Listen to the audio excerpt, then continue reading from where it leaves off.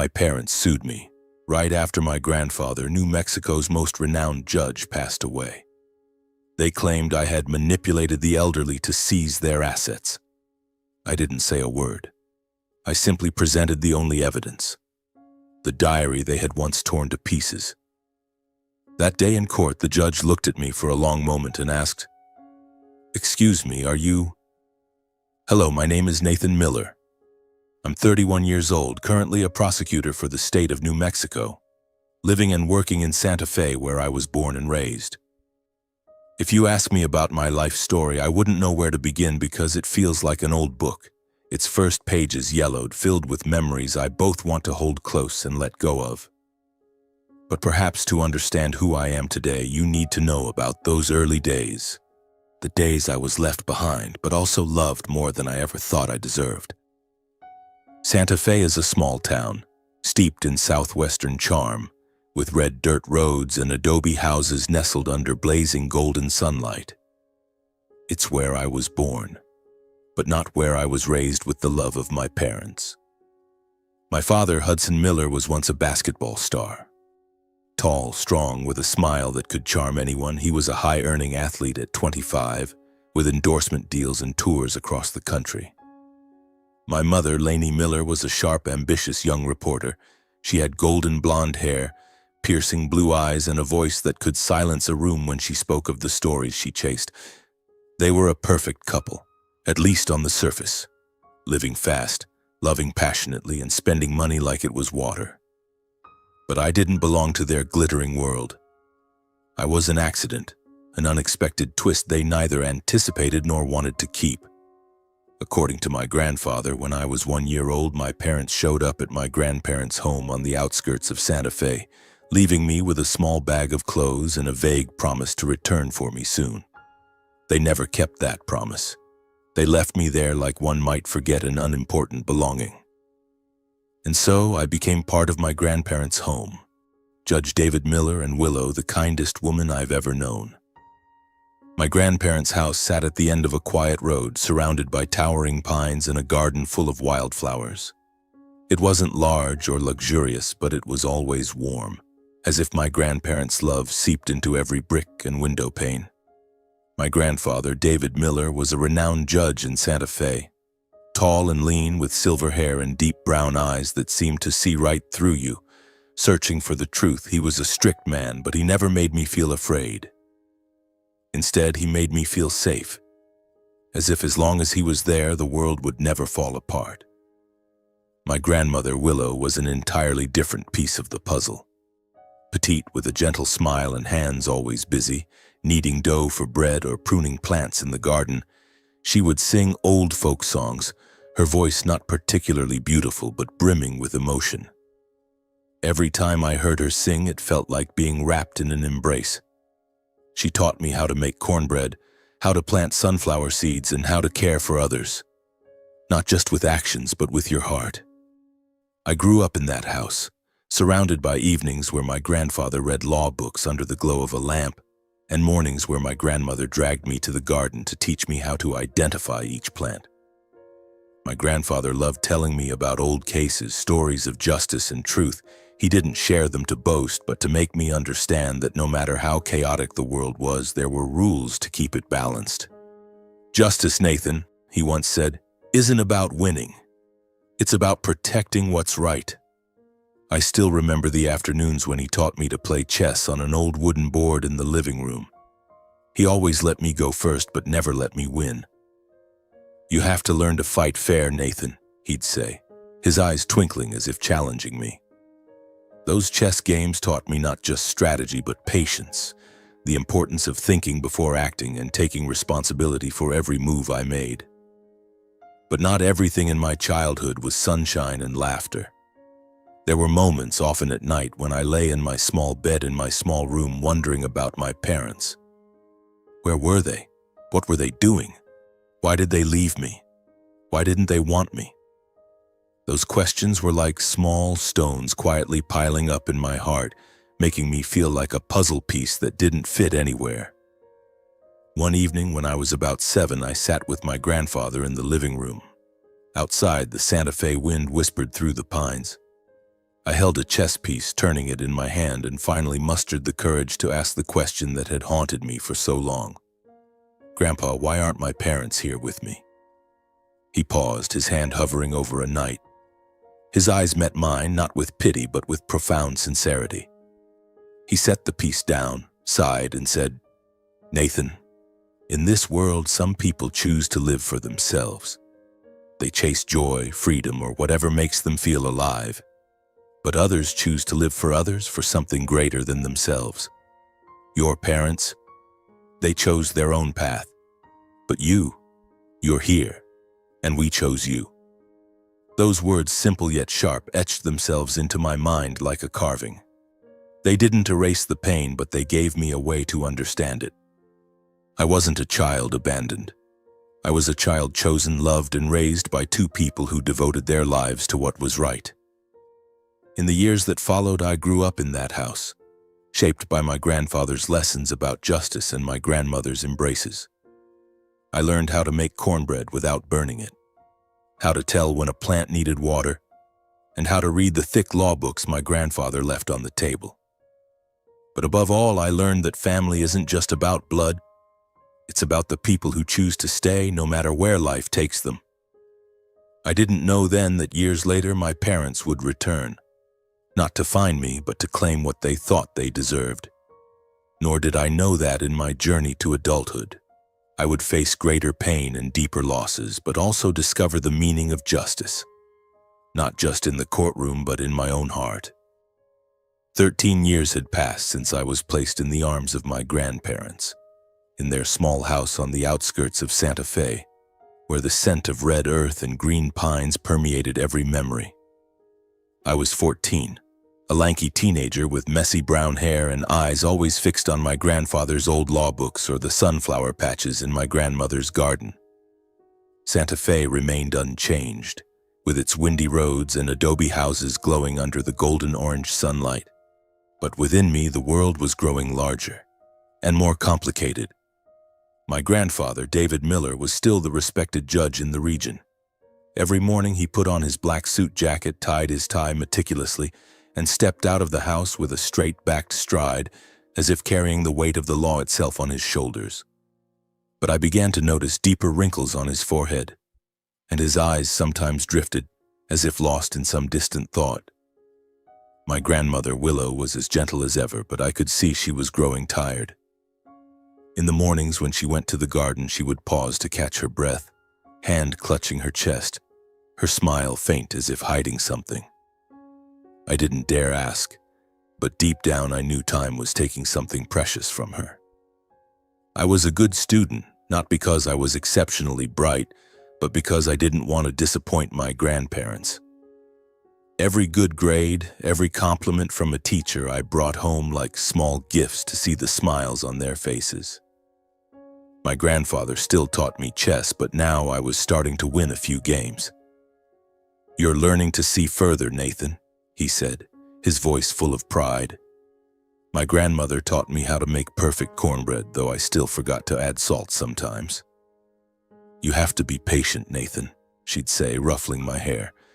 "Everything good takes time." But then everything changed when my parents, Hudson and Lainey, started reappearing.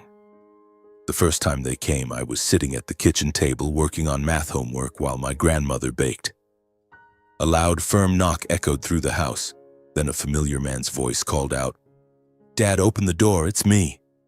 My grandmother whispered softly, her eyes flickering with worry, "It's Hudson." My heart raced, not with joy, but with a strange feeling as if I was about to face something I couldn't control. I ran to open the door. My parents looked momentarily surprised to see me, then quickly regained their composure as if nothing was out of the ordinary.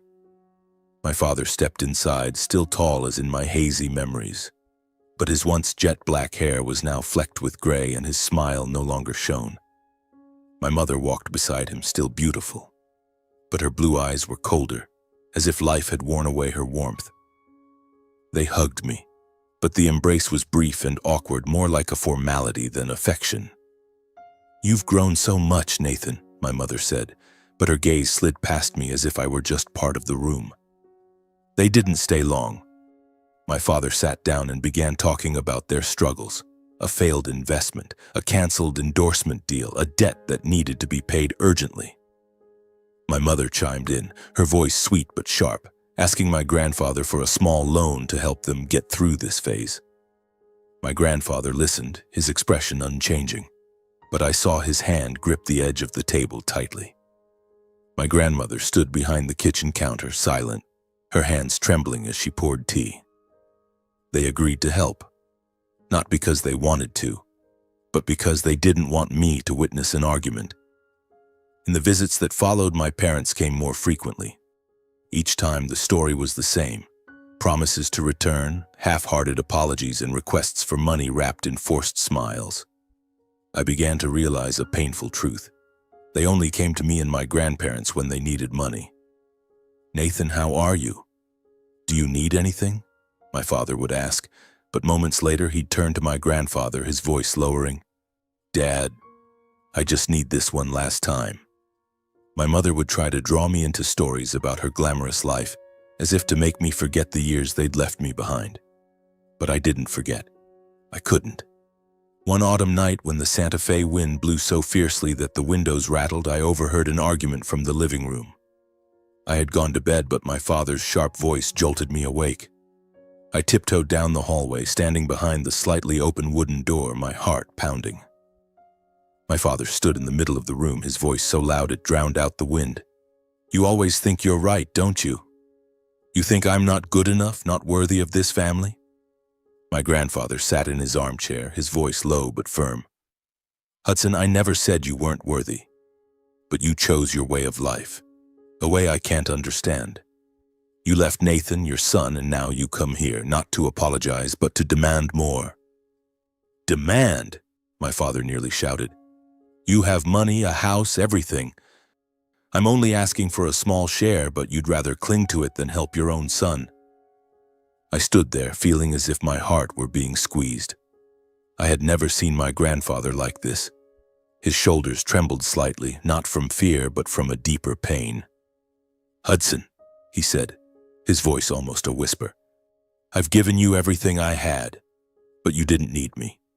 You didn't need Nathan. You only need money." The air fell silent, suffocating. My father didn't respond.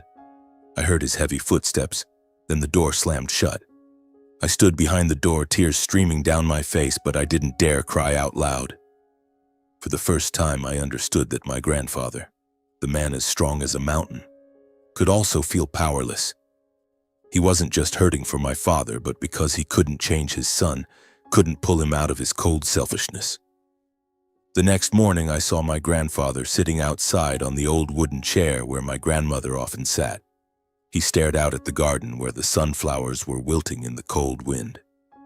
His eyes were empty, as if searching for an answer he knew would never come.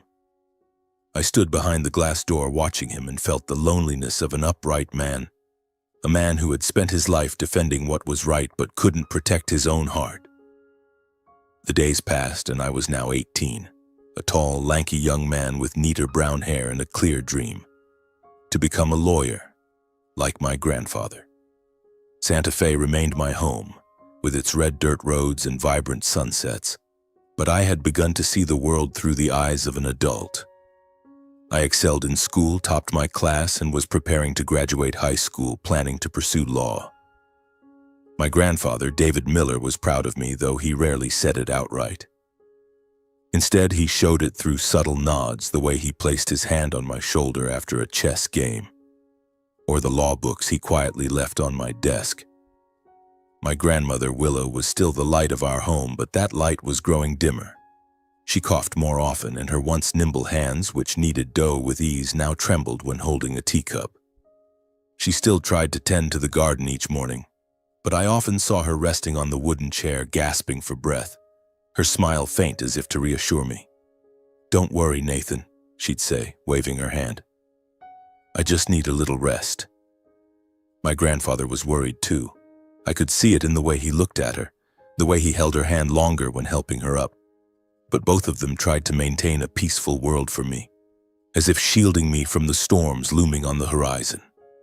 That storm arrived one winter evening when the Santa Fe wind howled so fiercely that the windows rattled. I was in my room studying for final exams when I heard a familiar, resolute knock at the door. It was my father, Hudson, again. His voice echoed from the living room, loud and confident, devoid of any hint of remorse. I didn't want to hear it, didn't want to see my grandfather dragged into another cycle of empty promises. But then my grandfather's voice cut through, low and sharp. "Hudson, I can't keep doing this. You have to take care of yourself." I stood quietly behind the door. My father was in the middle of the room, still tall but thinner than before, his face etched with the lines of a man who had lived too fast, too carelessly. My grandfather sat in his armchair, hands clasped tightly, his eyes not angry but pained. My grandmother stood nearby, clutching her chest, trying to intervene. "Hudson, please, no more arguing. We're family." "Family?" My father scoffed, his voice cutting like a knife. "You love the law more than your family, don't you? You'd rather sit on your judge's bench judging the world than see what your own son needs." Those words hit like a punch. My grandfather stood abruptly, his voice trembling. "Hudson, you dare say I don't love you? I gave you everything, but you chose your way of life. A life with no room for Nathan, no room for us." My grandmother stepped forward, trying to calm them, her voice frail. "Enough, both of you. Hudson, you—" But before she could finish, her face turned pale and she clutched her chest, her small frame collapsing. I rushed out from my hiding place, shouting, "Grandma, what's wrong?" My grandfather hurried to her side, catching her, his face ashen, hands shaking. "Willow, my love, stay with me," he whispered, his voice breaking with fear. My father stood frozen, his eyes glancing over my grandmother as if she were merely an obstacle. "I don't have time for this," he said coldly, then walked out. The door slammed shut, leaving a deadly silence in its wake. I knelt beside my grandmother, my hands trembling as I dialed emergency services. "Please, come quickly." "My grandma, she's not breathing," I shouted into the phone, tears streaming down my face. My grandfather held her tightly, whispering like a prayer, "Willow, don't leave me. Please, God, don't take her." I had never seen him like this. The man as strong as a mountain was now just a trembling old man, powerless against his pain. The ambulance arrived, its red lights flashing through the quiet night. The siren's wail tore through the air, mingling with the wind and the pounding of my heart. Paramedics rushed into the house, quickly placing my grandmother on a stretcher. My grandfather clutched her hand, his lips trembling as he called her name in desperation. I stood frozen, then ran after them. They wheeled her into the ambulance, and as the doors closed, the red lights swept across my grandfather's pale face. I grabbed his hand.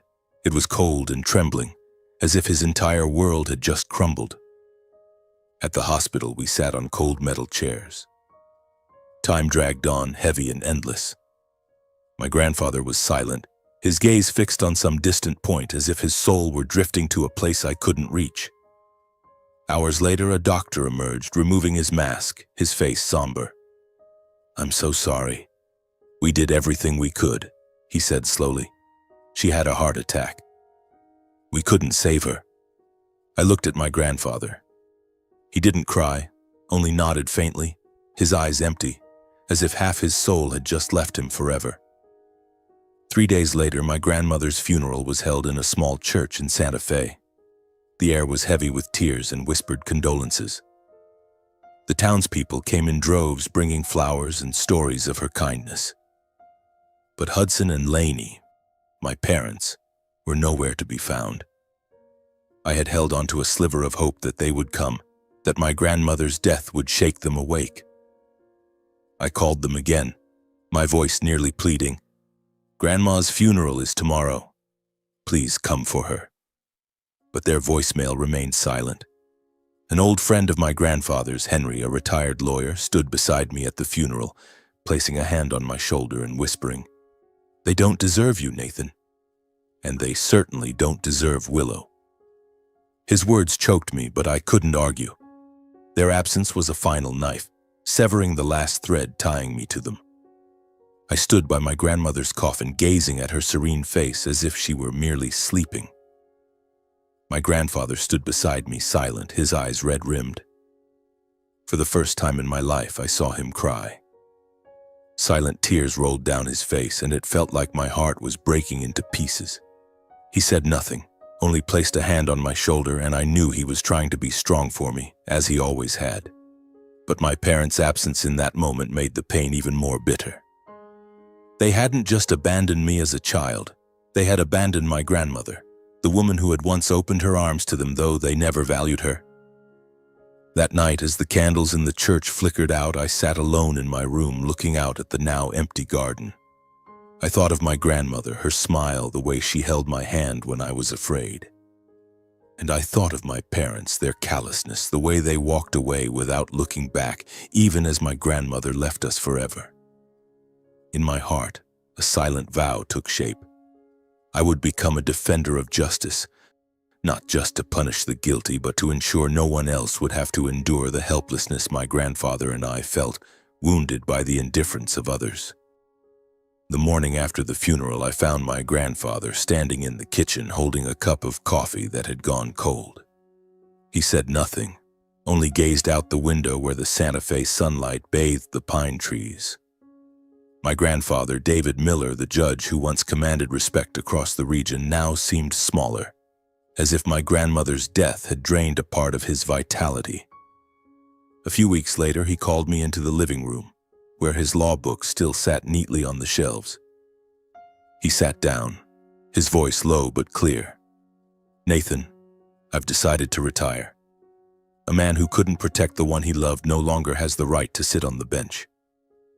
His words stunned me.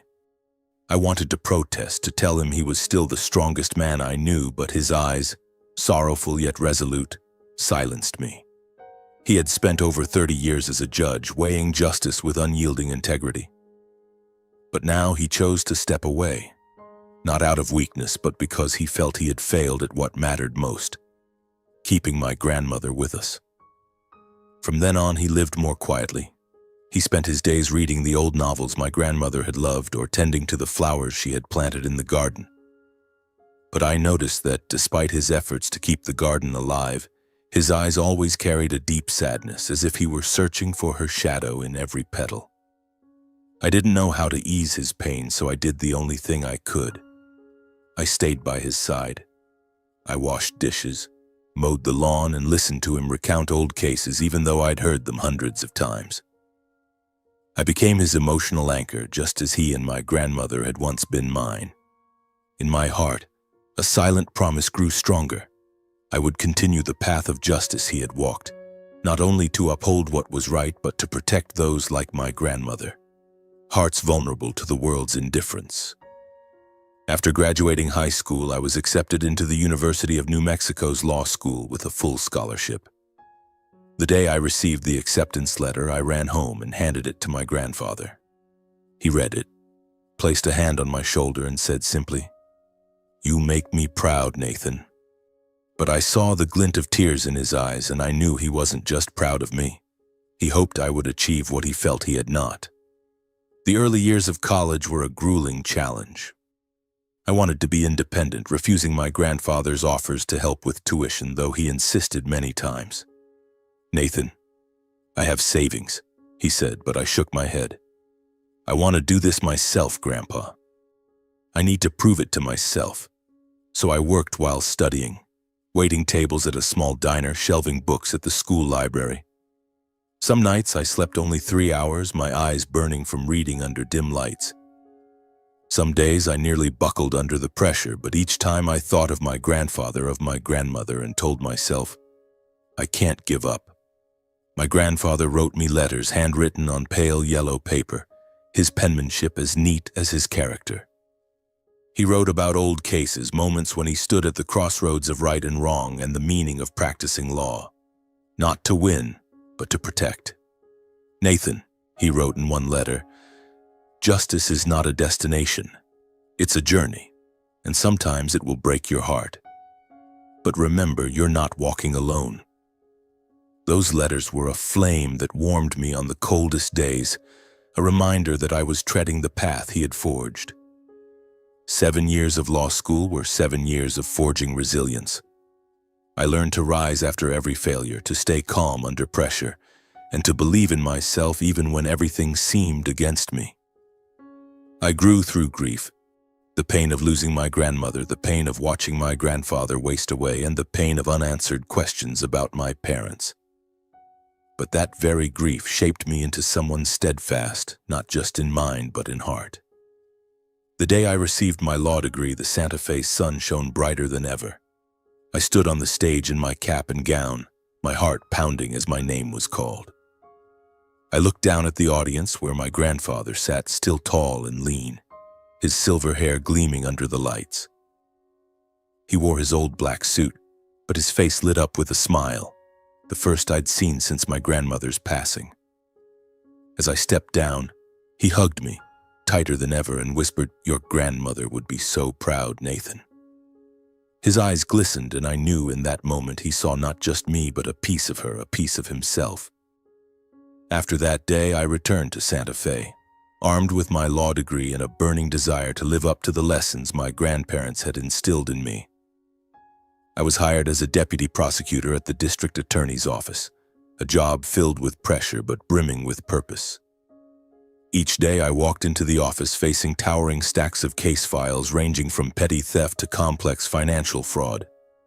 I learned to stand in court, face skeptical gazes, and defend justice with the integrity my grandfather had etched into my soul. Though retired, my grandfather remained my guiding light. He no longer sat on the bench, but his wisdom and compassion were an endless source of inspiration.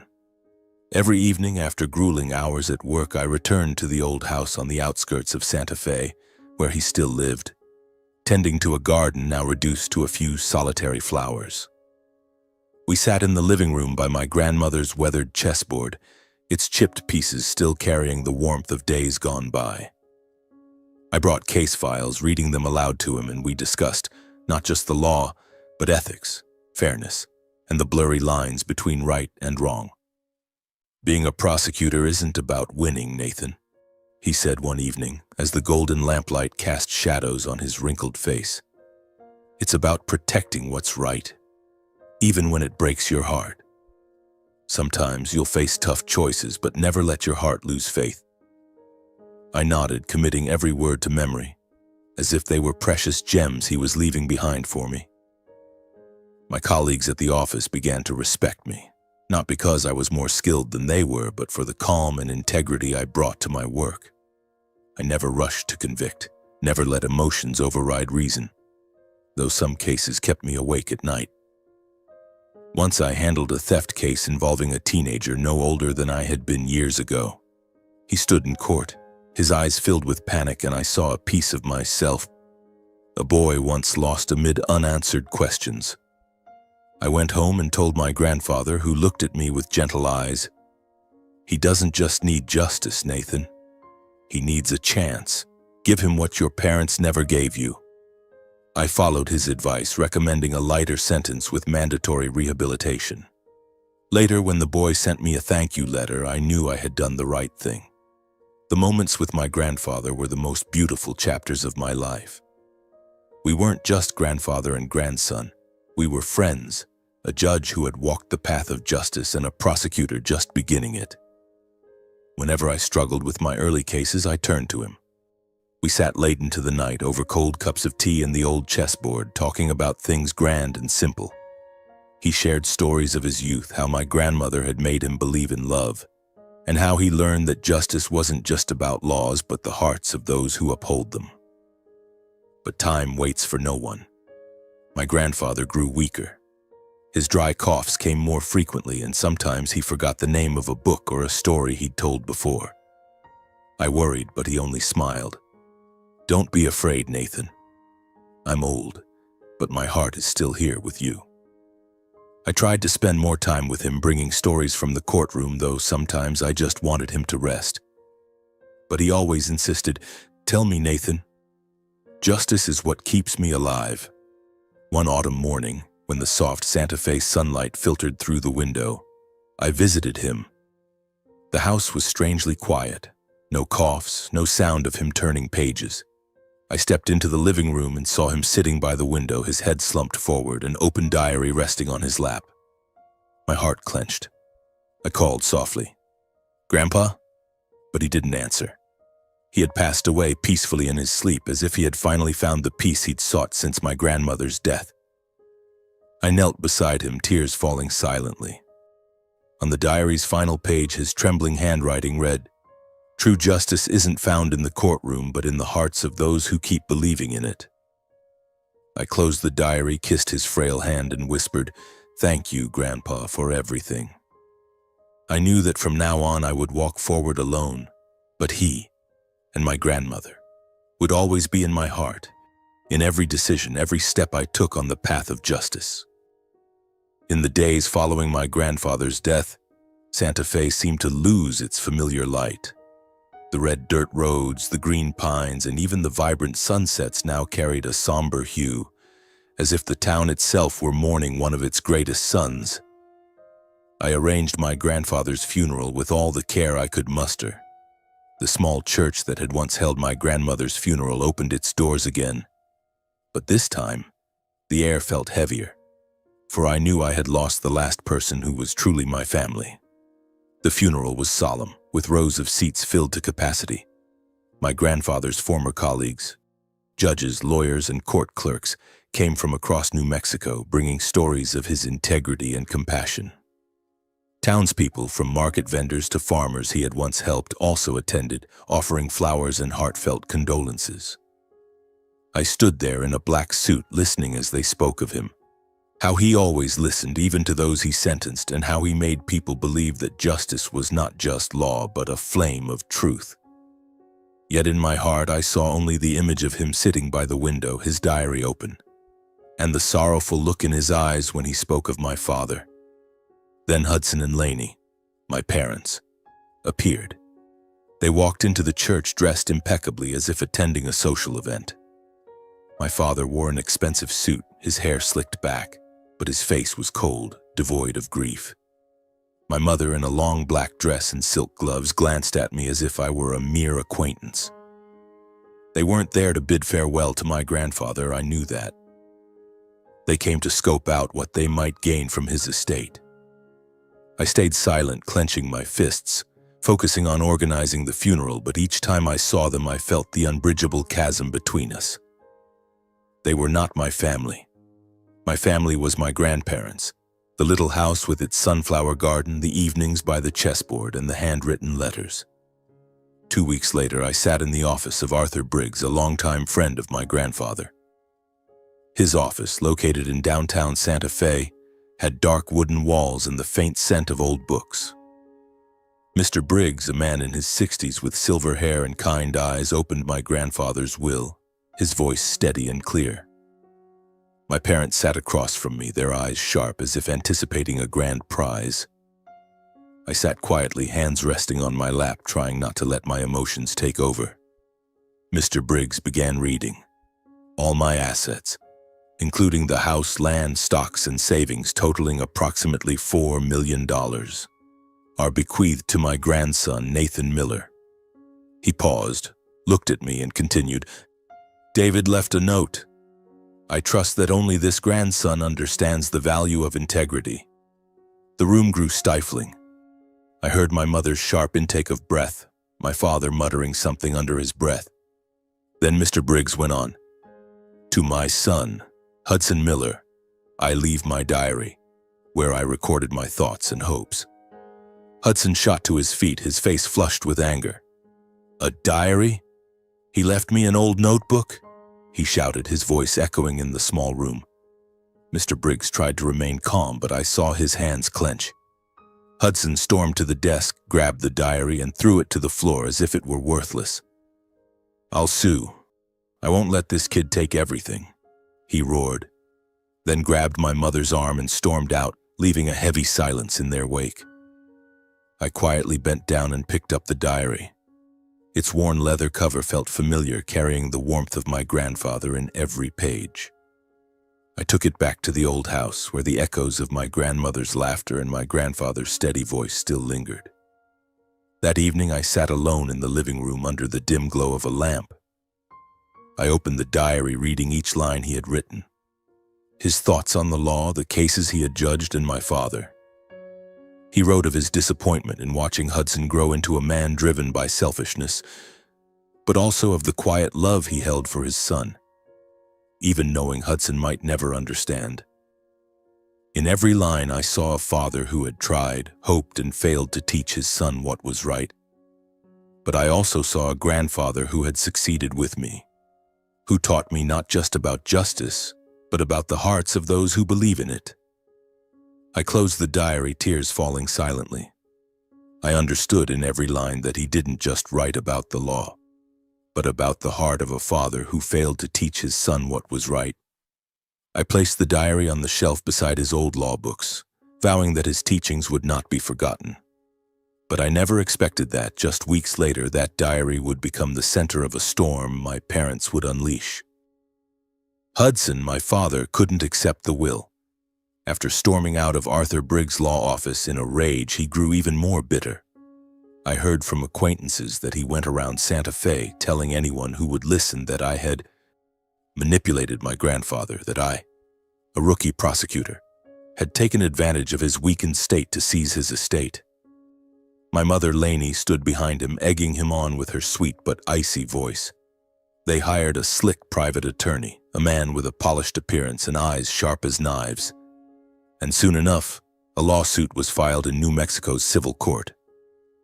Their accusation cut into me like a blade. Nathan Miller unduly influenced and exploited the weakened state of the deceased. David Miller to alter the will and unjustly claim the estate. The news spread like Santa Fe's wind. Local newspapers blared headlines, "Young prosecutor sued by own parents over estate dispute." Those bolded words tightened my chest. I never imagined I'd be the center of a lawsuit, especially one brought by my own parents. The district attorney's office where I worked had to temporarily suspend me to ensure impartiality.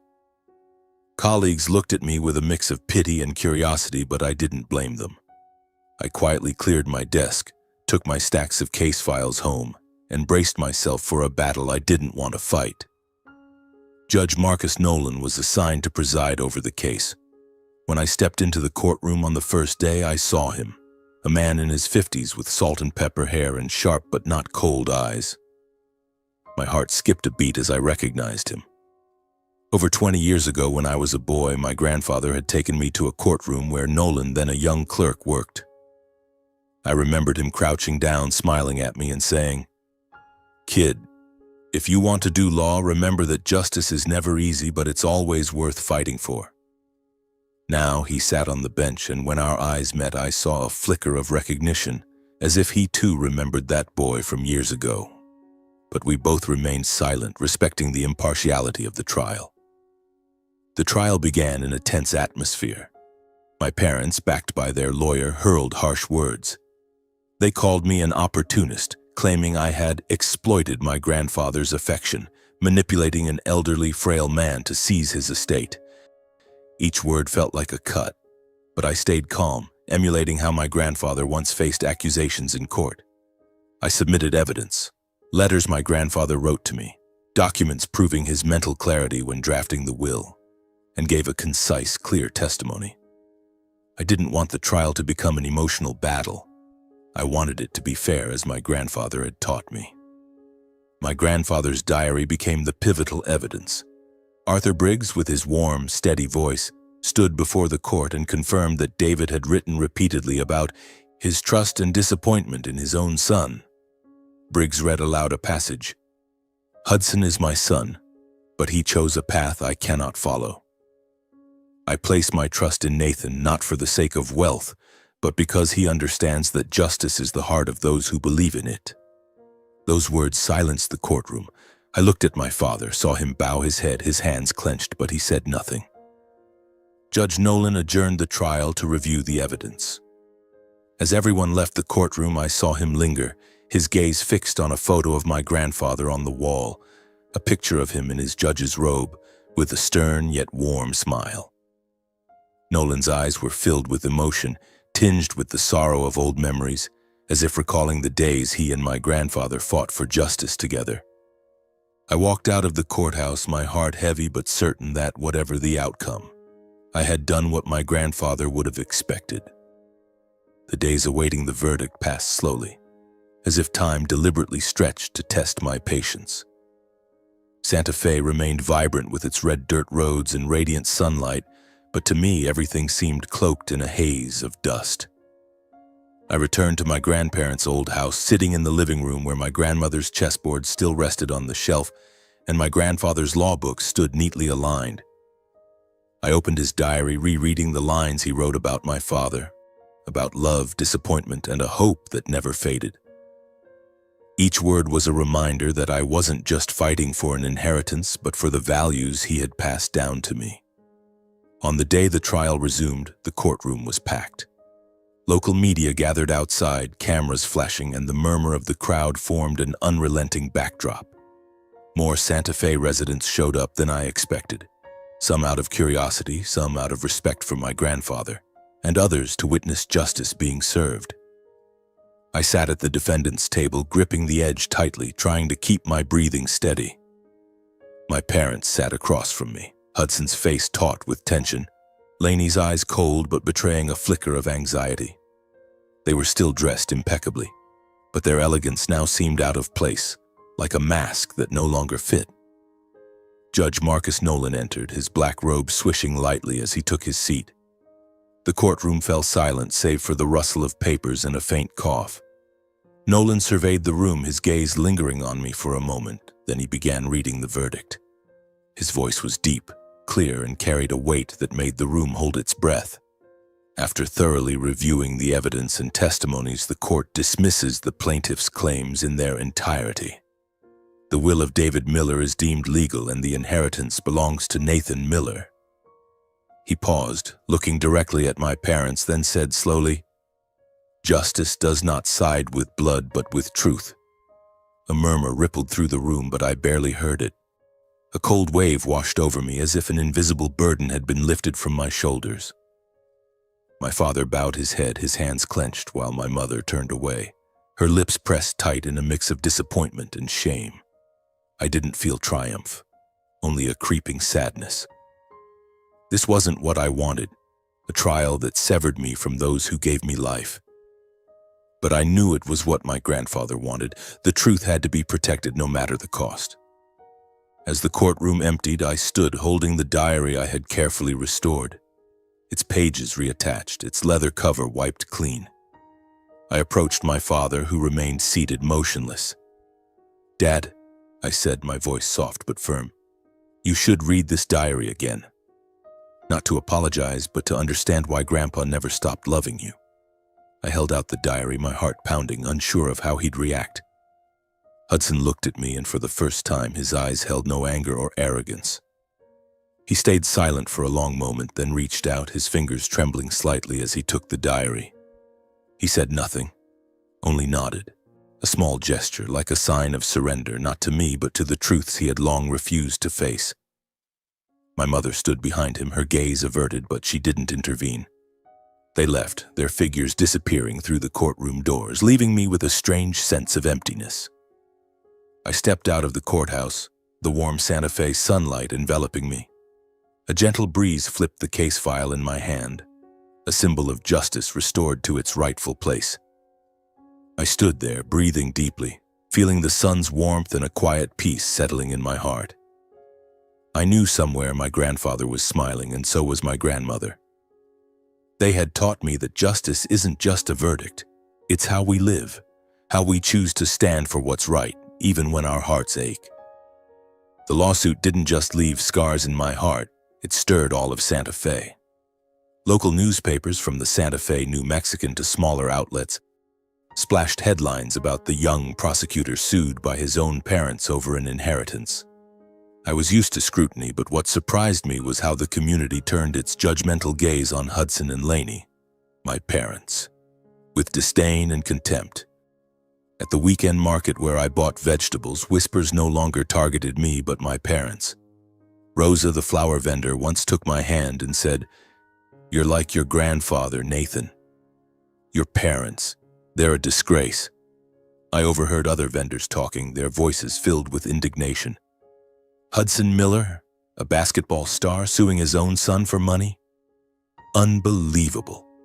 Some even refused to sell to my mother when she appeared, their cold stares signaling she was no longer welcome in Santa Fe.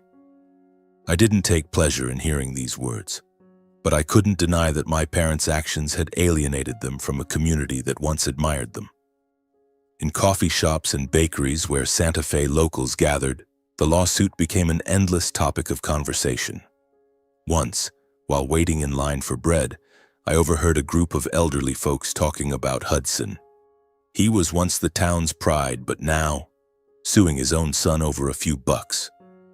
David Miller would be heartbroken. Lainey didn't escape criticism either. A local article described her as the mother who abandoned her son for fame, now returning to claim an inheritance. The words cut like knives, and I knew they weren't just talk. They reflected a town that had lost faith in those it once saw as icons. Even in the legal community where my grandfather was a towering figure, my parents were met with profound disappointment. One evening, when I visited Arthur Briggs' office to thank him for his support during the lawsuit, he sighed and said, "Nathan, this whole town knows what Hudson and Lainey did. They didn't just betray you, they betrayed David's legacy." He shared that my grandfather's old colleagues, from judges to court clerks, expressed outrage. A retired judge even said bluntly at a gathering, "Hudson Miller doesn't deserve to carry his father's name." These reactions left me conflicted. On one hand, I knew my parents had brought these consequences upon themselves. On the other, I couldn't help but feel a creeping sadness. They were the ones who gave me life, and despite the pain they caused, I didn't want to see them shunned by an entire town. I tried to focus on work to drown out the gossip, immersing myself in case files, the everyday stories of Santa Fe, where each page was a piece of human lives and fates. I handled small cases, but each carried its own weight, like the lessons my grandfather taught me. That justice isn't just about verdicts, but about restoring hope to the lost. One of my first cases after the lawsuit involved Elena, a 20-year-old accused of vandalism for smashing the glass door of an upscale boutique downtown. When I met her in the interrogation room, I didn't see a delinquent but a girl with red-rimmed eyes, disheveled hair, and a trembling voice as she spoke of being harassed by the store's owner. "I just wanted him to stop," she whispered, clutching the table's edge. I reviewed her file, examined the evidence, and realized her actions stemmed not from senseless anger but from desperation. In court, I presented the truth, emphasizing her circumstances and recommended counseling instead of punishment. When the judge agreed, Elena looked at me, tears streaming down, and said, "Thank you for believing me." In that moment, I felt my grandfather somewhere nodding in approval, as if reminding me that justice sometimes means listening and understanding. Then there were more complex cases like Maria, a single mother accused of welfare fraud. Her file revealed she used the money to buy medicine for her sick son. In court, her defense attorney argued it was an act of desperation, not greed. As I stood before the judge presenting evidence, I heard my grandfather's voice in my mind. "Justice isn't just the law, Nathan. It's the heart." I recommended a reduced sentence requiring her to repay the funds gradually. When the judge approved, Maria's grateful look stayed with me. I wasn't sure I'd done everything perfectly, but I knew I'd tried to protect what was right, as my grandfather had. Another case that kept me up at night was Jorge, an elderly street vendor accused of assaulting a customer. Jorge, nearly 70, had a weathered face and calloused hands. In court, I learned the customer had insulted and shoved him, prompting Jorge to defend himself in anger. I stood before the judge, laid out the truth, and argued for the charges to be dropped, stressing that justice must consider context. When Jorge was released, he clasped my hand, his voice trembling. "Thank you for listening to me." I smiled, but inside I felt my grandfather nodding again. These cases, though small, were how I carried on my grandfather's path. Each file was a story, each ruling a chance to uphold what's right. Colleagues began calling me David Miller's heir, not just for the inheritance, but for how I worked, calmly, with integrity, always putting truth first. Yet I carried a void within. I worked to forget the pain of the lawsuit, but each time I opened my grandfather's diary, I saw Hudson, the father who threw it away, and Lainey, the mother who never looked at me with a mother's eyes.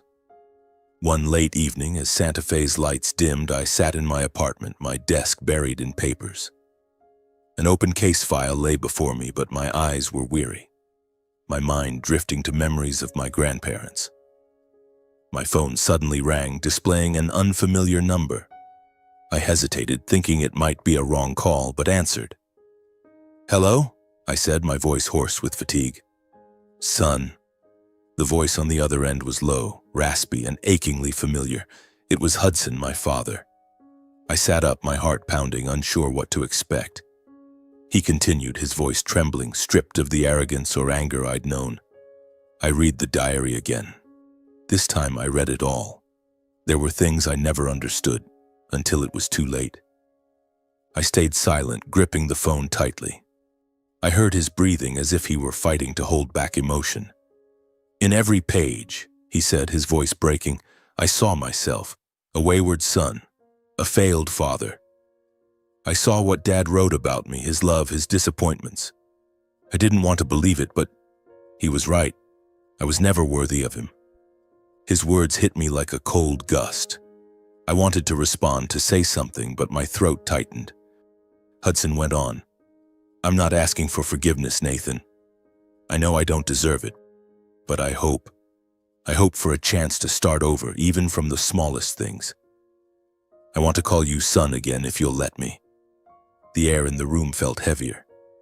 I looked out the window, where the faint glow of streetlights illuminated the pines outside.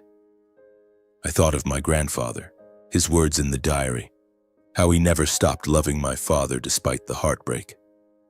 I took a deep breath and replied, my voice soft but steady. "I don't know if I can forgive yet, but I know Grandpa would smile if he saw you trying." The call ended in silence, with only the long beep lingering. I set the phone down, feeling as if a weight had lifted from my chest. For the first time in years, I felt no hatred. Not because I had forgiven, but because I realized, as my grandfather once said, that justice isn't just about punishment. It's about giving lost hearts a chance to find their way back. I know that my journey, from a boy left behind to a prosecutor standing up for justice, is not just a story about the law, but about the heart, about choices, and about how we survive the deepest wounds. I grew up in my grandparents' home, where love was built not on blood but on devotion. My grandfather, David Miller, taught me that justice isn't merely about determining right from wrong. It's not just about verdicts read in courtrooms or sentences that hold the guilty accountable. Justice, as he once said over our weathered chessboard, is a reminder to look within ourselves, to correct our mistakes, and to learn to love rightly. I remember the evenings he sat quietly, his sorrowful gaze fixed on my grandmother's garden, as if seeking forgiveness for things he couldn't change. From him, I learned that justice is not a destination, but a journey requiring patience and compassion. My grandmother Willow, with her gentle smile and ever-busy hands, taught me another lesson. Blood alone doesn't make a family. My parents, Hudson and Lainey, gave me life, but they were not my family. Family is those who choose to stay, even when there's nothing in it for them. My grandmother stayed, though I was just a child entrusted to her. My grandfather stayed, though his heart was shattered by his son. They chose me, not for wealth or fame, but for love, a love unconditional, asking nothing in return. That love held me steady through the years of abandonment, through the painful days of losing my grandmother, then my grandfather, and facing betrayal from my own parents. Some nights I lay in bed thinking of the times Hudson and Lainey appeared, bringing empty promises and demands for money. I thought of the lawsuit, how they stood in court, accusing me like a stranger. The pain of that betrayal once made me want to turn my heart to stone, to lock away every emotion to never be hurt again. But then I remembered my grandfather, his diary, the lines he wrote about my father with a love that never faded despite the heartbreak. And I remembered my grandmother, who taught me how to plant sunflowers, how to care for fragile things, even my own heart. If one day you find yourself betrayed or forgotten, don't let your heart turn to stone. Don't let pain make you someone you don't recognize. Instead, live better than they did, not to prove anything, but because it's the fairest way to give back to life. I chose that path, not just in the courtroom, but in every decision, every action. I chose to be a prosecutor, not to win, but to protect. To protect people like Elena, the desperate mother, like Carlos, the immigrant treated unjustly, like the lost hearts needing a chance to start over. The call from my father, Hudson, was a turning point. When he said he'd read the diary, that he saw himself in my grandfather's words, I realized that justice isn't just courtroom verdicts. It's the moment a father acknowledges his mistakes, the chance for a broken relationship to heal, even just a little. I don't know if I can fully forgive, but I know that by giving him a chance, I lived up to what my grandfather expected. And somewhere in the Santa Fe sunlight, I felt my grandparents smiling, proud that I hadn't let my heart harden. I stood stepping onto the small balcony of my apartment, looking down at the city sleeping below. The Santa Fe wind blew through, carrying the scent of red earth and green pines. I held my grandfather's diary, flipping to the final page where he wrote, "True justice isn't found in the courtroom, but in the hearts of those who keep believing in it."